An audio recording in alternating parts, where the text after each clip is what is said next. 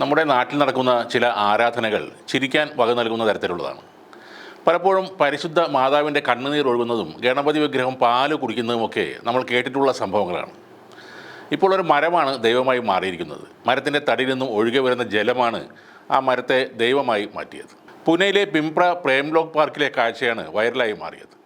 പാർക്കിന് സമീപത്തുള്ള ഒരു ഗുൽമോഹർ മരത്തിൻ്റെ തടിയിൽ നിന്ന് ജലം ഒഴുകിക്കൊണ്ടിരിക്കുകയാണ്. ഒഴുകി വരുന്നത് പുണ്യജലമാണെന്ന് വിശ്വസിച്ച് നാട്ടുകാരെല്ലാം ഭക്തിപൂർവ്വം ഒത്തുകൂടി. രോഗശാന്തി നൽകാൻ കഴിവുള്ള അത്ഭുത ജലം ആണെന്ന് പറഞ്ഞുകൊണ്ട് ആളുകൾ ആ മരത്തിൻ്റെ തടിയിൽ മാലകൾ അർപ്പിക്കുകയും മഞ്ഞളും സിന്ദൂരവുമെല്ലാം പുരട്ടുകയും ചെയ്യുന്നതും ആ വീഡിയോയിൽ കാണാവുന്നതാണ്. എന്നാൽ ഈ അത്ഭുത ജലത്തിൻ്റെ ഉറവിടം കുറച്ച് കഴിഞ്ഞതോടെ എല്ലാവർക്കും മനസ്സിലായി. വാസ്തവത്തിൽ ഭൂഗർഭ ജലത്തിൻ്റെ ഒരു പൈപ്പ് ലൈൻ പൊട്ടിയതിന് പിന്നാലെയായിരുന്നു ഈ മരത്തിൽ നിന്നും ജലം ഒഴുകിയത്.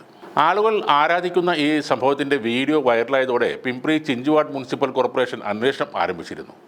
ആ അന്വേഷണത്തിലാണ് ചോർന്നൊലിക്കുന്ന ഭൂഗർഭ ജല പൈപ്പ് ലൈൻ കോർപ്പറേഷൻ കണ്ടെത്തിയത്. ഈ മരത്തിനടിയിലൂടെ ഒരു പഴയ പൈപ്പ് ലൈൻ കടന്നു പോകുന്നുണ്ട്. അതിലുണ്ടായ ഒരു ചോർച്ച കാരണം വെള്ളം പൊള്ളയായ ഈ തടിയിലൂടെ പുറത്തേക്ക് വരികയായിരുന്നുവെന്ന് ഡെപ്യൂട്ടി എഞ്ചിനീയറായ പ്രവീൺ ധൂമൽ പറഞ്ഞു.